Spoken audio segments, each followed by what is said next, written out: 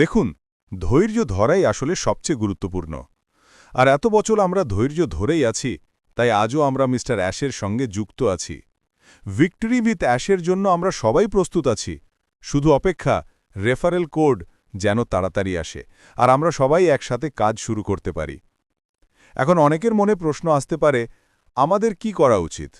বলা হয়েছে ৬০ জনকে রেফারেল কোড দেওয়া হবে, কিন্তু হতে পারে সেই সংখ্যা কিছুটা বাড়বে বা কমবে। কেউ হয়তো ভাববেন, এই মানুষটা কেন পেল, ওর তো পাওয়া উচিতই না। আবার কেউ ভাববেন, এই মানুষটার তো পাওয়া উচিত ছিল, অথচ সে পেল না। কিন্তু বন্ধু, এখন আবেগপ্রবণ হওয়ার সময় নয়। সবচেয়ে গুরুত্বপূর্ণ হল, যখনই রেফারেল কোড আসবে আমরা যেন প্রস্তুত থাকি। তারপর ধীরে ধীরে প্রক্রিয়াটা বুঝে নিই, কেওয়াইসি, লগ ইন, পরের ধাপ সব। আজ ২৭ অক্টোবর, আর বলা হয়েছে এই মাসেই লঞ্চ হবে।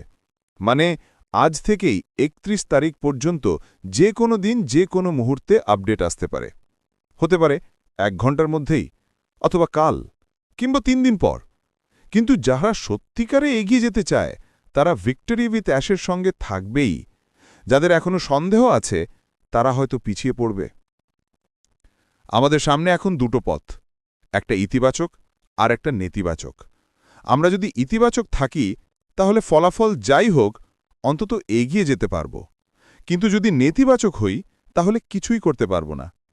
তাই এখনই সঠিক সময় ধৈর্য ধরার, বোঝার এবং প্রস্তুত থাকার।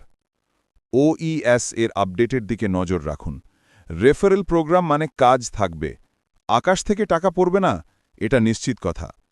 অন প্যাসিভে যেই আশা আমরা রেখেছিলাম সেই আশার একটা অংশ এখনও ভিক্টরি উইথ অ্যাশের সঙ্গে বেঁচে আছে।